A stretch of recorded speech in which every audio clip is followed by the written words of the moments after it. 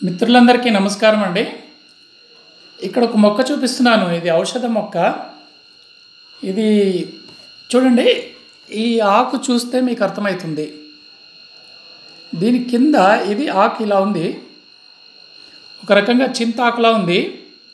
ఈ వెనక చిన్న చిన్న కాయలు కనబడుతున్నాయి, మీకు చిన్న చిన్న కాయలు కనబడుతున్నాయి. ఇవి ఉసిరికాయలు లాంటి కాయలు, కాకపోతే సైజు చాలా చిన్నగా ఉంటాయి. అందువల్ల దీన్ని నేల ఉసిరిగా అంటారు. నేల ఉసిరిగా అంటారు. ఈ చెట్టు భూమి మీద కొంచెం ఒక 5 అంగుళాల కంటే ఎత్తు పెరగదు. ఇక చూడండి, ఇలాగ ఉంటుంది. ఈ చెట్టు మొత్తం కూడా ఔషధ విలువలు ఉన్నది మొక్క. ఇది ఎక్కడంటే అక్కడ పెరుగుతుంది, విస్తారంగా పెరుగుతుంది. అన్ని మందుల్లో కాలేయానికి, మూత్రపిండాలకి సంబంధించిన ఏ మందు తయారు చేసినా అందులో ఈ మొక్క నుంచి సేకరించిన వేళ్ళు, ఆకులు, కొమ్మలు, ఈ కాయలు, ఈ గింజలు, ఈ చిన్న గింజలు, ఇది గుర్తుపట్టడం చాలా తేలిక. ఈ ఆకు ఇలా తిప్పి చూస్తే వెనక్కి ఇదిగోండి, ఇలా చిన్న చిన్న కాయలు ఉంటాయి. చాలా తేలిక. నేల ఉసిరిగా అంటే నేల మీద ఉంటుంది, ఉసిరికాయలు లాంటి కాయలు, కానీ ఆకుల కింద ఉంటాయి. ఆకుల కింద ఉంటాయి. మన ఇంటి చుట్టూతా పెరుగుతుంది, ఎక్కడైనా పెరుగుతుంటుంది. వర్షాకాలం వస్తే విపరీతంగా పెరుగుతుంది. దీని పేరు ఫిలాంథేసియే ఫ్యామిలీకి చెందింది. బొటానికల్గా ఫిలాంథేసియస్ అనే దానికి చెందింది. ఇది 60 సెంటీమీటర్ల ఎత్తు వరకు పెరుగుతుంది. తర్వాత ఈ పత్రాల కిందలో ఆకుపచ్చగా, కొంచెం తెలుపు, చిన్న చిన్న పూలు వస్తాయి. ఆ పూలే ఇలా కాయలుగా మారుతాయి. ఇలా చిన్న చిన్న కాయలుగా మారి ఆ గింజలు నేల మీద పడి మళ్ళీ చెట్లు వస్తుంటాయి అన్నమాట. ఇది ఈ చెట్టు యొక్క విచిత్రం. దీనిలో ఈ పత్రాల కింద, ఈ ఆకుల కింద ఈ గింజలు ఉండడం వల్ల దీనిని ఇంగ్లీష్లో సీడ్ అండర్ లీఫ్ అంటారు.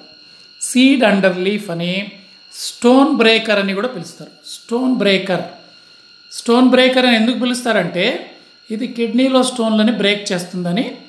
స్పెయిను, ఇతర దేశాల్లో, చాలా దేశాల్లో ఇది ఈ రకంగా పెంచుతారు. బ్రెజిలు ఇలాంటి దేశాలలో వీటిల్ని, ఈ ఆకుని, ఈ కింద కాసిన ఈ కాయలని కిడ్నీలో స్టోన్లని నివారించుకోవడానికి పిలుస్తారు. మన దేశంలో బెంగాలీలో భూయి ఆమ్లా అని, హిందీలో భూయి ఆమ్లా అని, జంగ్లీ ఆమ్లా అని, తెలుగులో నేల ఉసిరి అని, తమిళంలో కీల నెల్లి అని, కన్నడంలో నేల నెల్లి అని పిలుస్తారు. మన ఖాదర్వల్లి గారు ఈ కషాయాన్ని కాలేయ వ్యాధులకి, కిడ్నీ వ్యాధులకి రెండిటికి కూడా పొద్దున కషాయాలలో 5 రోజులకో 10 రోజులకో మార్చి తాగవలసిన దాంట్లో ఈ నేల ఉసిరిగను కూడా చేర్చారు. ఇది పురాతన కాలం నుంచి కాలేయము, మూత్రపిండాల వ్యాధులకి అతి ముఖ్యమైన మందు. మనం చూస్తాం, హిమాలయ కంపెనీ వాళ్ళు లివ్ 52 అనే ఒక మందు తయారు చేస్తారు. అందులో ఇదే ముఖ్యమైన మందు. ఇంకా ఒక విచిత్రం ఏమంటే, చాలా చోట్ల జాండీస్కి మందులు ఇస్తుంటారు, నాటు మందులు ఇస్తుంటారు. చాలా ఊర్లలో నాటు మందులు ఇస్తుంటారు. ఇప్పుడు తూర్పుగోదావరి జిల్లాలో వెల్ల అని, ఇంకా ఇక్కడ ఝాన్సీ లింగాపూర్ అని, ఇలా చాలా చాలా ప్లేసెస్లో ఈ నాటు మందు, కామెర్ల కోసం నాటు మందు ఇస్తారు. అది దేంట్లో నుంచి చేస్తారంటే ఈ ఆకులో నుంచే తయారు చేస్తారు. వాళ్ళ దగ్గర ఉన్న రహస్యం ఇదే. అందువల్ల దీనికి కిడ్నీలు, లివర్ని సరిచేయగల అద్భుతమైన శక్తి ఉన్న ఆయుర్వేద మూలికగా బాగా పేరొందింది. ఇది ఇలాగ భూమి మీద ఇలాగా ఈ రకంగా పెరుగుతుంటుంది. తేలిక కనుక్కోవచ్చు మీరు. ముఖ్యమైన గుర్తు ఇదే. ఈ ఆకు వెనుక కాయలు ఉంటాయన్నమాట. ఆకు వెనుక ఈ చిన్న చిన్న కాయలు ఉంటాయి. ఇంకా దీంతో అతి ముఖ్యమైన విషయం ఏంటంటే, మనము ఇది ఉత్తర భారతదేశంలో బాగా పెరుగుతుంటుంది. ఇంకా హెపటైటిస్ బి, ఇది ఒక అతి కష్టసాధ్యమైన వైరస్సు.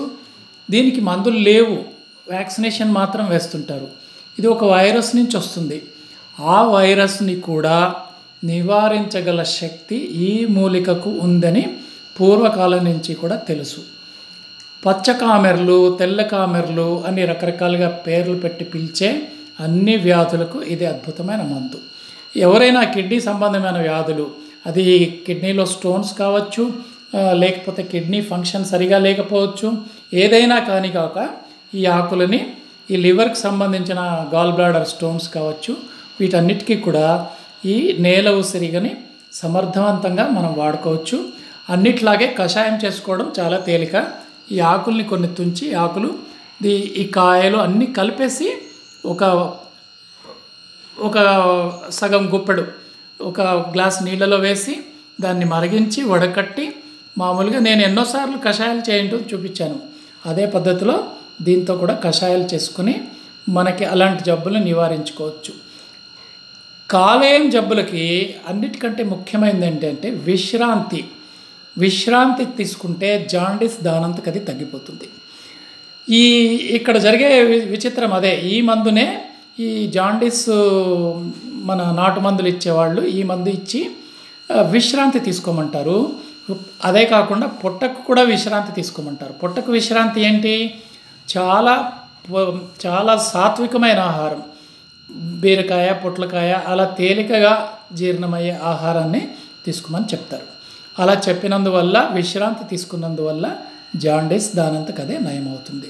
సో ఈ మూలికని అవసరమైన వాళ్ళు వినియోగించుకొని చక్కగా ఆరోగ్యాన్ని బాగు చేసుకుంటారని నేను ఆశిస్తాను. అందరికీ ధన్యవాదాలు. Thank you very much.